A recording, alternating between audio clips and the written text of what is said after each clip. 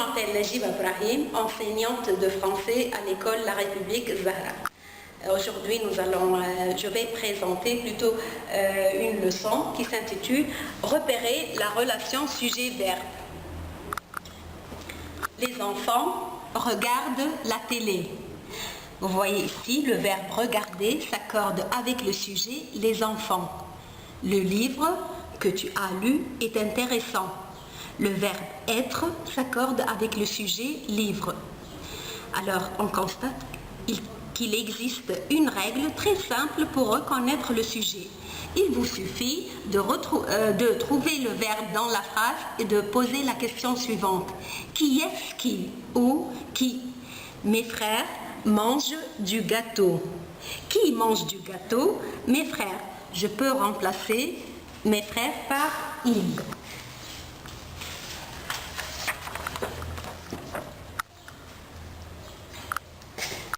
Un seul sujet peut avoir plusieurs verbes. Cet enfant lit, écrit et calcule. Ces enfants lisent, écrivent et calculent. Le verbe peut avoir plusieurs sujets.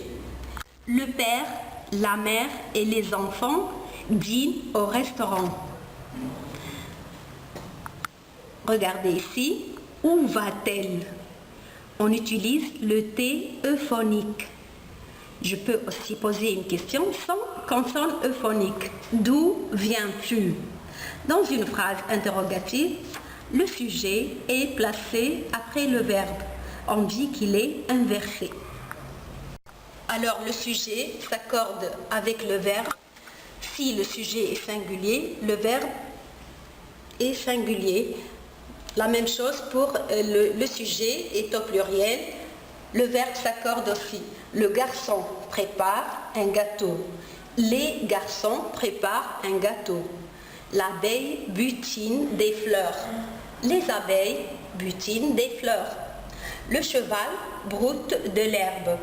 Les chevaux broutent de l'herbe. Le verbe parler, par exemple, je le conjugue selon les pronoms personnels. Je parle. Tu parles. Il ou bien elle parle. Nous parlons. Vous parlez. Il ou bien elle parle. On peut aussi repérer le sujet d'une phrase en la réduisant à son noyau. Exemple, tous les matins, la fille des voisins fait des beignets. La fille fait des beignets. Je parle ici de la fille. La fermière nourrit les dindons. Qui est-ce qui nourrit les dindons? C'est la fermière qui nourrit les dindons.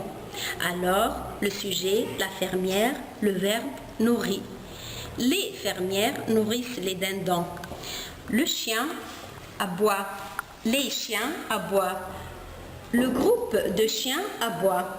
Le chien aboie. Les chiens aboient. Le chien aboie. Les chiens aboient. Le groupe de chiens aboie.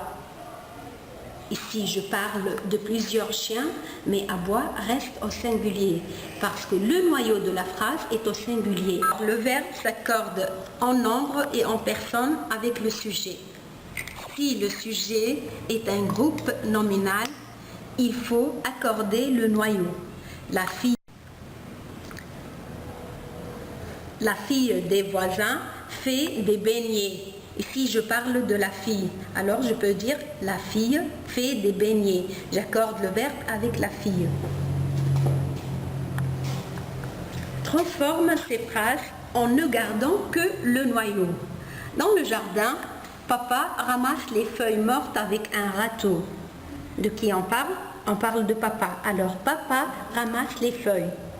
Les coureurs, épuisés par la montée, se reposent au sommet de la côte. Les coureurs se reposent. La fille des voisins mange une poire. La fille mange une poire.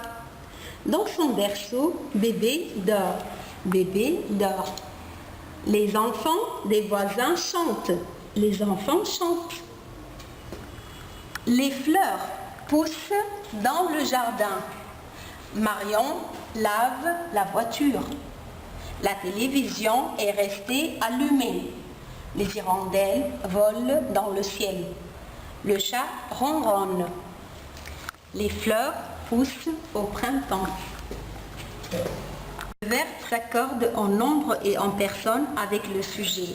Si le sujet est un groupe nominal, il faut accorder le noyau. La fille des voisins fait des beignets. La fille fait des beignets. Papa ramasse les feuilles. Dans le jardin, papa ramasse les feuilles mortes avec un râteau. Je peux dire tout simplement, papa ramasse les feuilles. Le noyau ici, c'est papa. Les coureurs, épuisés par la montée, se reposent au sommet de la côte. Le noyau, c'est les coureurs. Les coureurs se reposent. La fille des voisins mange une poire. Je parle de la fille seulement. La fille mange une poire. Dans son berceau, bébé dort. Le noyau ici, c'est bébé. Je peux dire tout simplement, bébé dort. Les enfants des voisins chantent. Le noyau ici, c'est les enfants. Je peux dire tout simplement, les enfants chantent. Les fleurs poussent. Je mets ENT dans le jardin. Marion lave la voiture. La télévision est restée allumée. La télévision est restée. Les hirondelles volent dans le ciel. Le chat ronronne. Le chat ronronne.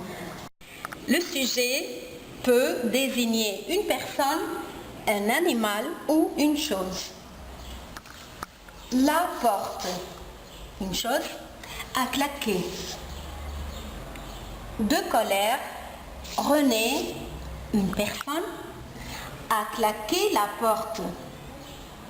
Regardez si la porte c'est le sujet, si le sujet est différent. C'est René qui a claqué la porte. Le chat, un animal, ronronne. Le moteur de la voiture, c'est une chose, ronronne. Le sujet diffère. L'aigle, qui est un animal, se laisse porter par le vent. L'aigle se laisse porter par le vent. Les chasseurs, personnes, ont capturé un aigle. Le verbe ici, ont capturé. La famille se promène. Ici, se promène, le verbe se promener est conjugué à la troisième personne du singulier. Même si je désigne la famille, je parle des parents et des enfants, mais il s'agit d'une seule famille. Alors la famille, c'est le noyau, reste au singulier. Les papillons volent. La marque du pluriel ici du verbe, c'est ENT. Un seul sujet peut avoir plusieurs verbes. Les élèves lisent, écrivent et calculent.